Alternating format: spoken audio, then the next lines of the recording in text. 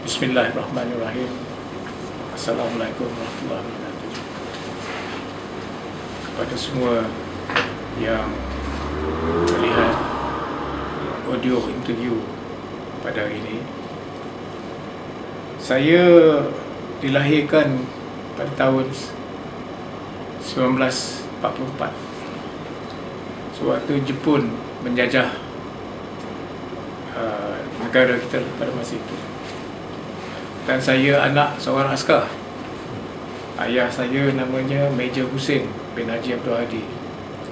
Dia adalah askar yang ke-25, yang kedua yang direkrut pada masa itu. Nombor askar dia 46. Jadi saya didisiplinkan oleh ayah saya seperti macam askar-askar yang bawah jagaannya.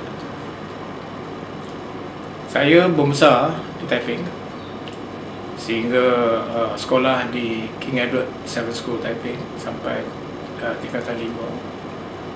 Lepas tu saya belajar di Maktab Teknik Kuala Lumpur dan pada masa ini namanya Universiti Teknologi Malaysia, sehingga dapat diploma. Bekerja selama 5 tahun sebagai pembantu teknik di JKR Ulangan. Dapat peluang pergi buat beasiswa. Saya belajar di Glasgow, University of Strathclyde. Dapat ijazah pertama dalam ijazah kejuruteraan awam di University of Strathclyde, Glasgow. Saya balik, saya jadi jurutera daerah di Kedah Selatan. Dan pada masa itu UTM mempelawa saya supaya datang sebagai tolong menjadi seorang pensyarah di UTM. So saya jadi pensyarah selama 2.5 tahun. Kita dapat peluang buat master's degree di State University New York, Buffalo, dalam bidang Geotechnical Engineering. Balik, masuk dalam apa ni dipanggil, cawangan penyelidikan di JKR Research sebagai salah seorang pakar dalam Soil Mechanics and Foundation, menyelesaikan banyak masalah-masalah dan desain baru untuk foundation bagi JKR pada masa itu. Dan pada masa itu memang tak banyak konsultan, semuanya JKR yang buat. Jadi dari situ saya dapat pengalaman, dan pengalaman tu sampai hari ni tak lupa. Pengalaman ni, kalau pengalaman tu kita sendiri belajar, kita takkan lupa. Kalau orang suruh kita buat kerja, kalau kita tak buat lagi lah kerja tu, kita lupa. Jadi saya hari ni tentang Geotechnical Engineering atau Soil Mechanics and Foundation sampai sekarang masih lagi boleh menyelesaikan masalah. Masalah ni penyelesaiannya bukan kiraan 2+2 jadi 4. Konsep. Kalau konsep ni betul, semua betul. Kalau konsep ni salah, buatlah kiraan macam mana pun, hasilnya salah. Jadi daripada jadi pensyarah, saya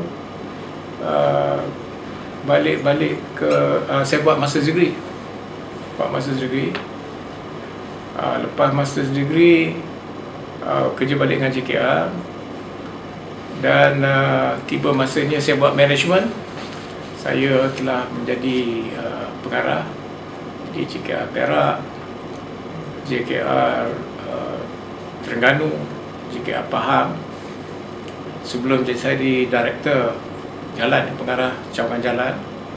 Dan pada satu hari saya diberi tahu oleh ketua pengarah saya kena jaga buat pembinaan airport KLIA. Pada masa itu saya pengarah cawangan jalan. Dan bila dibagi tugas baru ni, office pun tak ada, apa pun tak ada. Saya kata, for the last 5 years, lagi 5 tahun nak kerja, kenapa dia orang buat macam ni? Kan, pada saya ingat satu transfer yang saya rasa pada masa itu tak selesa lah. Tetapi I never regret. Sebab sekarang ni orang identify my name, saya pergi, this is the man that built the KLIA. Dia orang tak cakap this is the man from JKR, tak. Jadi, dan saya rasa bangga sebab yang KLIA yang asal bukan yang KLIA 2. Tiap-tiap orang yang lalu di KLIA itu selalu mengatakan, Jamrus, you built a giant lah, we will never forget you. everybody lalu dalam lapangan terbang akan teringat, this is Jamilus. Dan saya dapat Tan Sri ni pun pada hari pengisytiharan pembukaan, belum berlaku lagi. Saya sendiri pun tak tahu. Alih-alih dalam speech Prime Minister pada masa itu, dia kata banyak orang pada luar negeri kata kita tak boleh deliver. Dia kata an ordinary Malay engineer deliver it for me. For that, dia kata saya anugerahkan dia, saya dah berhubung dan saya dah menghadap tuanku yang setuju untuk menganugerahkan Tan Sri. Out of normal term, selalunya hari jadi kan cerita. So itu satu yang saya pun terkejut lah. Dan lepas KLIA saya pun pencen. Dan pencen saya juga dinasihat oleh pentadbiran kerajaan pada masa itu. Kita tubuhlah satu company supaya kepakaran yang ada pada company ini yang membina satu projek yang begitu baik kekal. So saya tubuhkan KLIA Holdings, dan pada pegawai yang bersama saya dalam KLIA Berhad yang membina tu, yang nak serapkan dalam company boleh ambil early retirement, dan a few of them masuk 20%. Dan that was in 1999 sampai sekarang.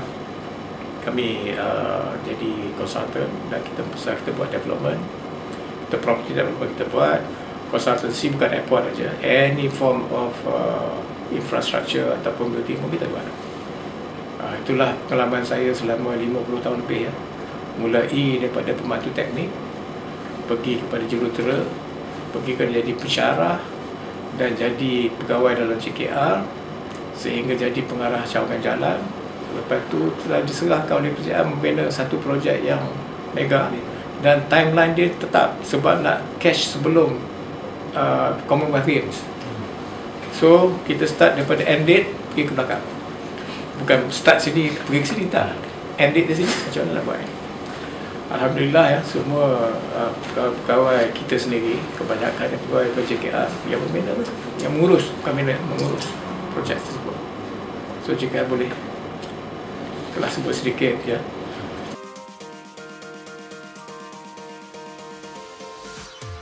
Pernah jadi saya bukan diarah lah, saya ambil alih daripada Tan Sri Wan Rahman. Tuan Rahman hold the fort for persatuan ni lama. Lepas tu dia kata masa saya dah habis Jamilus, you ambil lah. Saya kata boleh lah, saya ambil alih. Pada masa tu association kita ni, persatuan ni dulu dah daftar. Lepas tu pendaftaran tarik balik sebab tak mengikut peraturan. Jadi bila saya ambil alih ni, kita tak lagi register dengan ROS persatuan, tapi tak register. So saya berusaha dengan jawatankuasa yang ada, kita register balik, buat balik memorandum company, memorandum syarikat persatuan, memorandum persatuan sekali lagi, dan buat registration. Kita dah register.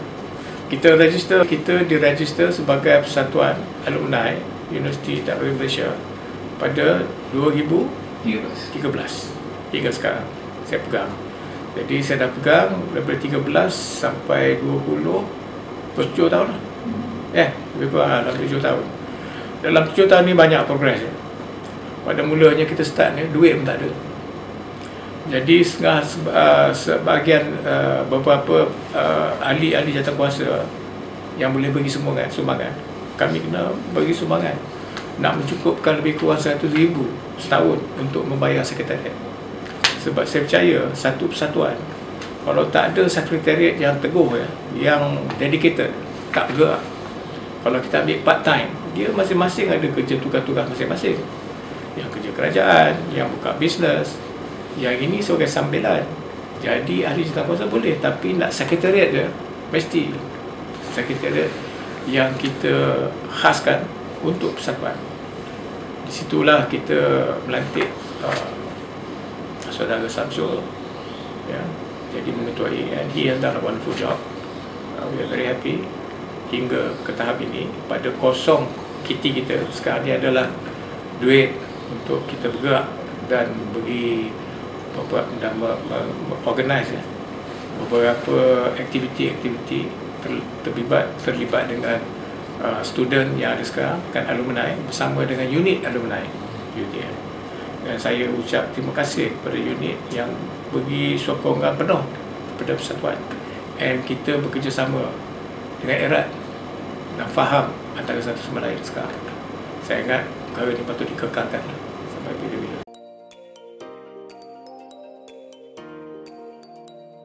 Yang pertama sekali, as a penuntut, as a university. Universiti sepatutnya diwujudkan untuk memberi knowledge kepada apa juga jurusan Malaysia. Aplikasinya kemudian. Jadi kalau knowledge yang kita nak tahu ni, sebagai kita mula-mula nak mempelajari ni, ada fundamentals. Jadi pada penuntut yang sekarang belajar di mana-mana universiti sekalipun, yang penting sekali dia mesti faham the fundamentals of the subject matter. Basic. Kalau basic kita kuat, kita boleh selesai banyak masalah. Because masalah akhirnya go back to basic. Itu sebab pada zaman saya dulu ya, bila periksa ya, mesti ada satu soalan derivation, to how to derive and arrive pada satu-satu formula. Apa parameters tu dan apa peranan parameter. Kalau satu parameter berubah, apa berubah pada benda. Saya tak tahu siapa zaman sekarang, sama ada itu ada lagi tidak, atau itu tidak ada lagi, semua pakai komputer. So beza aja pembelajaran zaman saya dulu. Our fundamentals are very strong. Kita tidak ada software, kita tak ada komputer. Saya pernah disoal oleh menteri Jamilus, apa beza engineer you sekarang dengan engineer sekarang dengan you yang you cakap engineer you zaman dulu?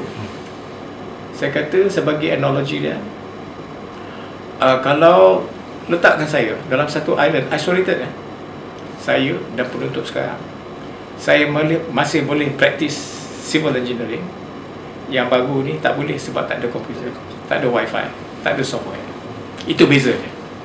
Sebab kita semua dulu buat semua hand calculation, boleh buat design, boleh buat apa semua hand calculation. Sekarang tak payah lagi dah. Kita masuk parameters, the algorithm dah ada dalam software, out come the answer. Itu sebab penyelesaian masalah kalau fundamentals tak kuat, susah, tak tahu macam mana origin masalah.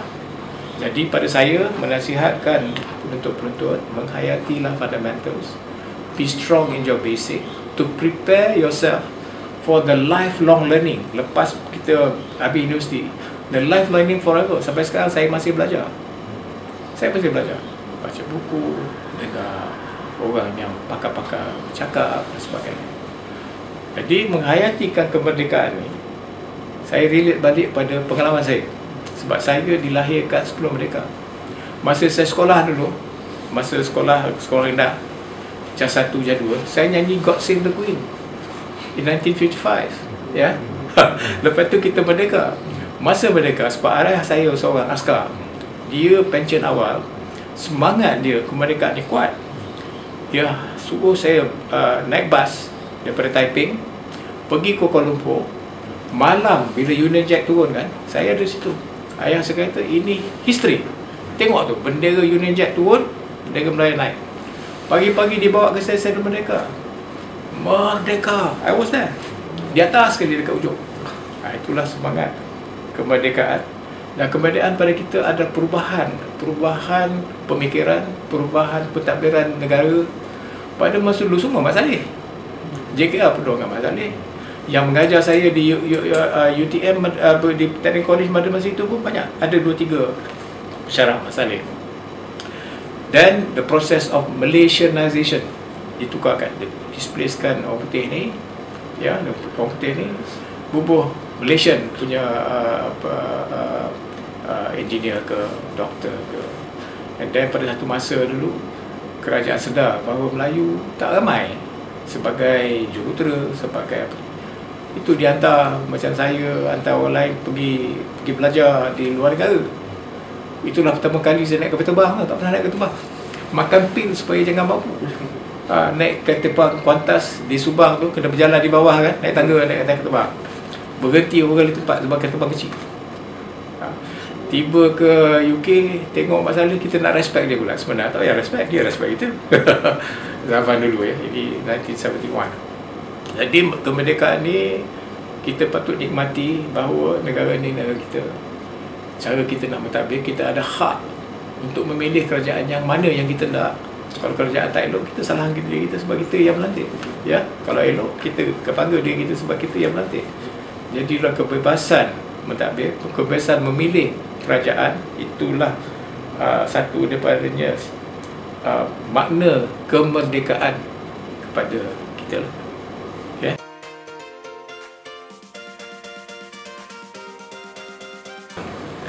Saya suka soalan ni. Soalan ni, bila kita lulus daripada universiti, knowledge base kita patutnya semua sama. Kita mengajar, kita belajar subjek yang sama, pensyarah yang sama, kita lulus sama.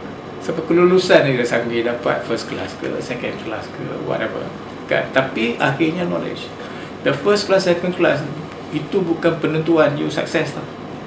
Selepas you bertugas, success tugas ni is not your knowledge, kebanyakannya attitude.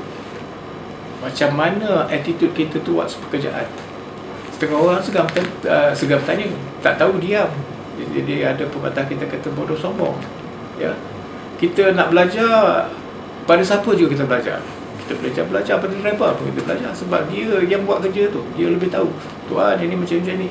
Pada technician pun boleh belajar, tahu belajar. Jadi attitude kita kena betul. Satu, ya. Keduanya penampilan. Penampilan kita datang kerja, janganlah kerja pakai selipar, pakai jeans. Tapi you seorang jurutera, you seorang pegawai, pakailah seperti pegawai, barulah hormat. Orang nampak kita dulu, baru nak, jadi bergaya ni mesti orang ni. Kalau kita bergaya, tengok sekarang, kalau orang bergaya masuk hotel semua bagi dia datuk. Betul kan? Sebab bergaya kita. Jadi satu padanya attitude, yang keduanya penampilan kita. Dan macam mana attitude ni, satu contoh, ya. Macam mana kita menyesuaikan diri dengan ketua kita. Janganlah ketua kita kata A, kita kata B, dia kata C, kita kata D. Tak boleh lah. Buat dulu. Kalau cara dia tak jadi, kita pergi balik dengan dia, minta maaf, saya dah cuba buat, tak boleh tak saya cadang. Masa saya dalam design and research di JKR, attitude dia banyak, katalah kegagalan, bangunan gagal ke, cerun gagal ke, saya pergi investigate, saya buka file, saya buat line diagram, saya buat solution yang saya rasa fit. Saya sediakan satu kertas kosong, saya minit kepada bos saya, "Sir, I have my solution. You can look at it and you can correct it or suggest it." Bagi dia sedekat. So macam mana kita layan ataupun hormat ketua kita, macam mana kita nak dapat ilmu, ya. Ilmu ni lifelong learning ni, bukan macam sekolah, bukan macam universiti. Lifelong learning is self learning. Macam mana kita belajar, macam mana kita nak melengkapkan diri kita supaya orang tak boleh main-mainkan kita dengan subjek matter yang kita kata patut kita perlu tahu. Saya rasa nasihat saya kepada lulusan-lulusan atau alumni UTM, bila dah bertugas, attitude kita towards work must be primary lah, nombor satu. Lagi satu, attitude dia. Yang keduanya, penampilan kita. Kalau kita seorang jurutera, behave like jurutera, cakap macam jurutera, kan? Supaya orang hormat kita. Ketika orang tak hormat, dia kata, macam mana ni selekeh, dia nak jadi bos kita. Boleh percaya ke boleh cakap, kan? Jadi nak belajar ni bukan semestinya belajar pada ketua kita. Selain daripada ketua kita, rakan-rakan kita dan orang bawahan kita pun kita patut dengar. Itulah nasihat saya kepada graduan ni. And be strong in your engineering fundamentals. Mustahak you're strong in your fundamentals, tak lagi. Jadi masa kita belajar universiti, yang mesti belajar ni bagi kita knowledge ni semua fundamental, tapi practice applied belum lagi. Application ni, ya, another word, integration of knowledge. Kita belajar ni. Masalah di dunia pekerjaan bukan satu, kita kena apply tiga ni, yang ini ketiga satu kita integrate. Yang ini kadang semua sekali. So integration of your knowledge. Orang biasa kata common sense, engineers kata engineering sense, doktor kata doctor sense, ya. Semuanya common sense, ya, depending on the kepakaran. Dan solution kita Yang kita buat tu depending on our knowledge. Kalau learning tahap ni, solution kita tahap ni. Kalau knowledge kita tinggi ni, kita punya solution tinggi ni. So, pandai-pandai lah kita menyesuaikan diri. Tapi on day one, you don't be an expert. Hari yang pertama, saya kerja hari pertama tak tahu. Macam kalau dalam civil engineering, kita buat piling kan. Saya tak tahu macam mana buat piling. Saya pergi situ duduk dengan technician. Tolong satu macam mana nak terima macam ni. Belajar dengan dia. Buku tak cakap. Pergi universiti pun tak cakap pasal piling. Ini praktis. So application, knowledge, application kan. Belajar di universiti, knowledge. Di luar, application. And it is your lifelong learning. Sampai bila besok. Itu determine how you progress. Is your first class tu memang lah akademik dia. But when you kerja, it's not your first class, second class ke, how bijak you are, how good your mathematics are. But it's different. It's how you fit in into the organisation. Yeah?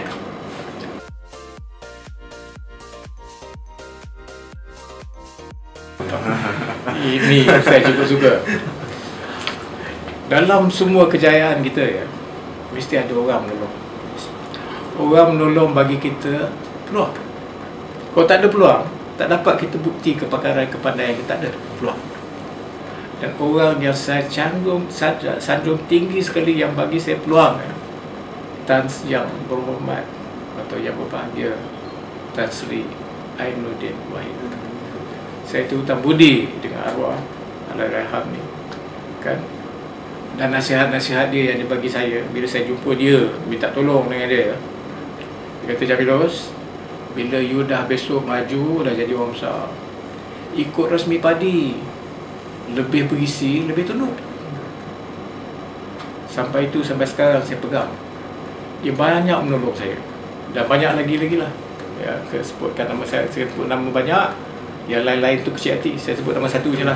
Sri Ainuddin lah. Ya, sebab dia yang asal sekali yang betul-betul menolong saya. Dan tokoh kemerdekaan. Dia telah tukar, transform. Transform ni change lah. Kalau tak ada tukaran, tak transformasi. Transformasi is a change. Perubahan. Dia ubah daripada mata teknik pergi ke ITK dan lepas tu UTM. Dia ubah cara pembelajaran dan society, pemikiran semua dia ubah. So to me, kalau saya nak sebut satu tokoh kemerdekaan selain daripada tokoh drama kan, Tan Sri Ainuddin Wahid. Okay.